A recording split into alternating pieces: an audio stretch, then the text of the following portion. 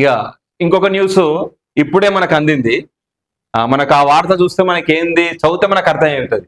Kaleshwaram corruptions, మాజీ ENC కమిషన్లపై ACB focus. మొన్న హరిరామ్, నిన్న నూనె శ్రీధర్, నేడు మురళీధర్ రావు.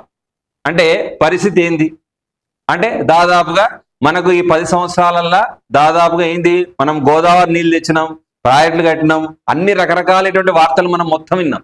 అంటే పరిస్థితి ఇది. ఏం పరిస్థితి ఇది అంటే ప్రాజెక్టుల పేరుతో చెప్పడము, దాని మొత్తం కూడా దగా చేయడము, పైసలన్నీ కూడా హరేరామ్ అనిపించడం. అంటే పరిస్థితి ఏంది ఇక్కడ, దాదాపుగా నాణ్యత ప్లానింగ్ లేకపోవడం, ప్రమాదంలో 3 బ్యారేజీలు. అంటే దాదాపు నాణ్యతలో కూడా ఎలాంటి నాణ్యత కానీ ఎక్కడ కూడా జాగ్రత్త కూడా లేదు. ఎంత భయంకరమైన పరిస్థితి, 3 బ్యారేజీలు మరి దారుణమైన పరిస్థితుల్లో ఉన్నాయి. అంటే వీళ్ళు కట్టే విషయంలో కూడా ఎలాంటి జాగ్రత్త కానీ ఏం కానీ లేదు. మరి వీళ్ళు ఎంత సంపాదించుకున్నారు అది చూద్దాం. ఏమేమి సంపాదించుకున్నారు, వీళ్ళ పరిస్థితులు ఏమున్నాయి. వ్యవసాయ భూముల్లో హరిరామ్ అట, వ్యవసాయ భూములు బ్రహ్మాండంగా సంపాదించుకున్నాడట మహానుభావుడు. వచ్చిన పైసంతా కూడా వ్యవసాయ భూమికే అప్పచెప్పాడు. ఈ మహానుభావుడు ఏం చేసిండు, బంగారం ప్లాట్ల రూపంలో శ్రీధర్ బస్ ఎంత ఎంత గొప్పగా సంపాదించుకుని చూసారా.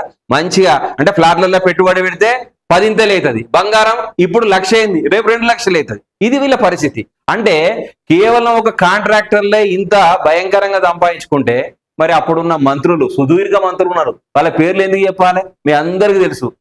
వాళ్ళ ఫ్యామిలీ మంత్రులు ఉన్నారు, వాళ్ళ కుటుంబ సభ్యులు ఉన్నారు, వాళ్ళు ఎంతగానో సంపాదించాలి. ఇది ప్రజల సొమ్ము అనుకుంటున్నారా, ప్రజలకు బాగు చేద్దాం అనుకుంటానరా, అసలు సేవ చేద్దాం అనుకుంటున్నారా, ఏమీ లేదు.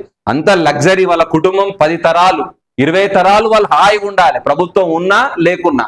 అంటే సామాన్యుడు ఎక్కడన్నా పోని, ఉద్యోగాలు ఎక్కడన్నా పోని, అసలు మన తెలంగాణ రాష్ట్ర భవిష్యత్తు ఏమైతుంది, అసలు విద్యా విధానం ఏమైతుంది, అసలు బడుగు బలహీన వర్గాల పరిస్థితి ఎట్లుంది, తినేటోనికి తిండే దొరకని పరిస్థితి ఉంది.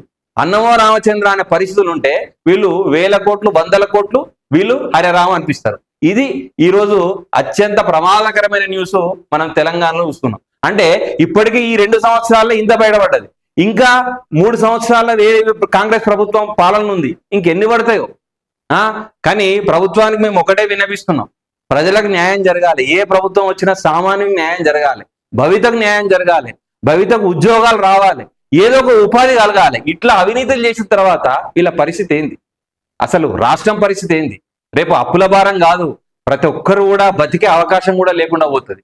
ప్రభుత్వానికి ఒకటే విన్నవిస్తున్నా, ప్రతిదీ కూడా మీరు ఆరా తీయండి, సాక్ష్యాధారాలు సేకరించండి, కానీ ఎవరిని కూడా వదిలిపెట్టకండి.